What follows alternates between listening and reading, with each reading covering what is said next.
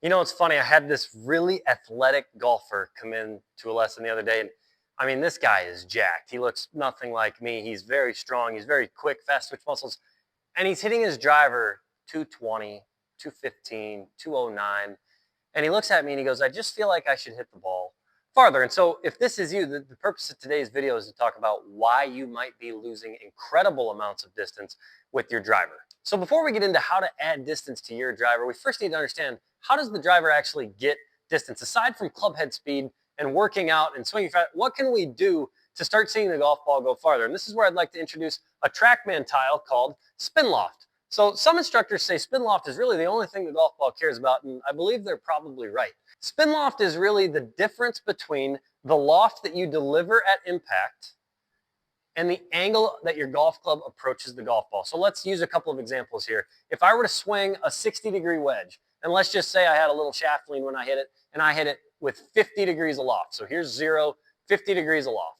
And then let's say I swung about 10 degrees down on the ball. The difference in these angles tells the ball whether it should go far or whether it should have a lot of backspin. So spin loft in this scenario, again, 50 degrees aloft, 10 degrees down. That's a wide angle. That's about 60 degrees of spin loft. That ball's not going to go very far. It's going to have a lot of spin. With driver, of course, we would want to bring that down to 8 or 9 degrees and hopefully swing very level into the golf ball. The closer these two vectors get, the greater your smash factor, the greater your ball speed, and the greater your distance potential. So how can we start to check on your spin loft and start to get it a little closer together so that you can see better distance results? Well, that was exactly the problem this student of mine had. He thought he was swinging, and he actually was swinging quite fast, but he wasn't getting any distance because the distance between these two vectors was too far apart. He was getting too much backspin. He wasn't getting enough ball speed, and the energy transfer from the driver to the golf ball was just minimal. So now that we know what spin loft is, we need to also understand that it's a little bit more than just two sticks. If you were to hit a golf ball with an open club face, I think we could all agree that ball is going to have more loft at impact. So not only is it the downward and the amount of loft on the club, it's also how much loft you deliver. So players that tend to come through with an open club face, well, they tend to have a little bit more dynamic loft or loft delivered, and their golf ball tends to spin a little bit more. So if we were to hit a shot here, and we're just going to take a look, I'm going to try and leave the club face a little bit open. I'm going to try and swing a little bit down on the golf ball, and we're going to see what happens with this golf shot. So here we go. I'm going to swing a little bit down on this with a little bit of an open face, and we're going to see what we get.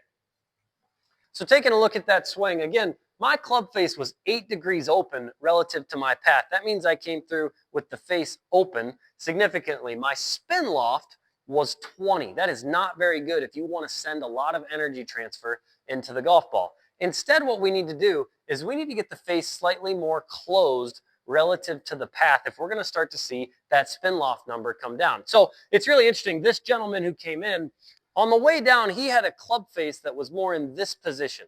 Okay, now if a golfer is going to swing from the inside with a very level angle of attack here, he's going to end up delivering a club face that is extremely open. So here's what he's learned to do. He's learned to start swinging over the top, which takes that bottom vector, that attack angle, and moves it more down. So he's kind of swinging down and to the left. But again, that's because if he would swing on plane, if he would swing level into the ball and from the inside, that club face would be pointed so far to the right that he would never hit a usable golf shot. So what he learned to do intuitively with that wide open club face was he learned to swing down and to the left. However, obviously that opened up his spin loft, like I just demonstrated there, and it made him hit the ball nowhere.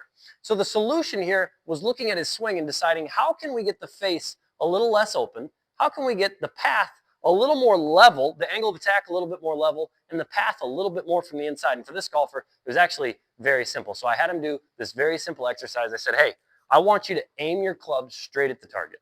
And he said, okay. So he took his setup position, he aimed his club face straight at the target, and he set up to the golf ball in this fashion. Now, we'll see if I can do some editing and get some lines on my arms, but can you guys see, if I were to leave my arms right here and put a club across my arms, you're going to notice that my forearms are aimed significantly to the left. So as soon as I got in here, I basically said, hey, I want your right elbow below your left elbow. I want your forearms, your elbows here, to be pointed straight at the target. So as soon as I did that, what he did was this. And all of a sudden, he had a very nice looking setup position. However, I want everyone to look at the club face. you can see that that club face is pointed way off to the right. So here's what we had to do.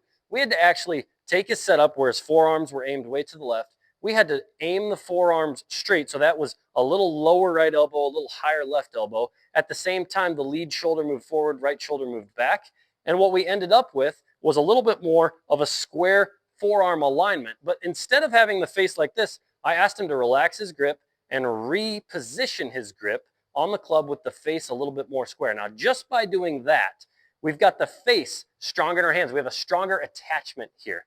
Before, he did have the face square, but it was with his forearms aimed to the left. So again, he's building in a lot of spin loft because the face is open. The path is down and to the left. That's the only way he could hit the golf ball on the golf course, because if he swung shallow and straight into the ball, the path would be, or sorry, the club face would be way too open, the ball would go to the right. So again, we did this simple little trick where we just dropped the right arm, raised the lead arm a little bit, again, those forearms there. At the same time, the right shoulder moved back, left shoulder moved a touch more forward. Now, again, the face was open, so we reapplied our grip, and now all of a sudden he started hitting some shots, and it was really interesting as he started to hit some of these shots.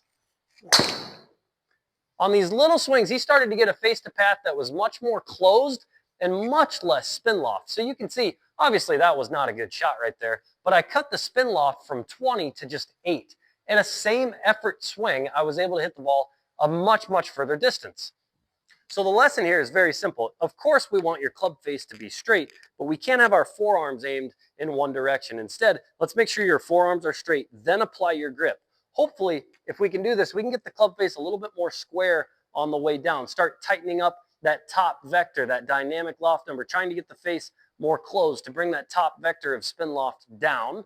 And then as we do that, if we were to come over the top, we would just hit it to the left. So intuitively, this player felt the face. He could sense the face was more square. He started swinging a little bit more from the inside as a result and was able to hit the ball so much farther because he was able to get that spin loft number a lot lower. So if you can get the face a little bit more close to the path, if you can bring down that spin loft number, you're going to see a dramatic distance increase in your golf game. All right, guys, if you liked today's video, do me a favor, like the video, and go ahead and subscribe. We'll be doing more long-form content as the year goes on. And as always, online coaching is available. Just hit the link in the description if you want to play your best golf ever. I'd love to work one-on-one with you. Thanks for watching. We'll see you next time.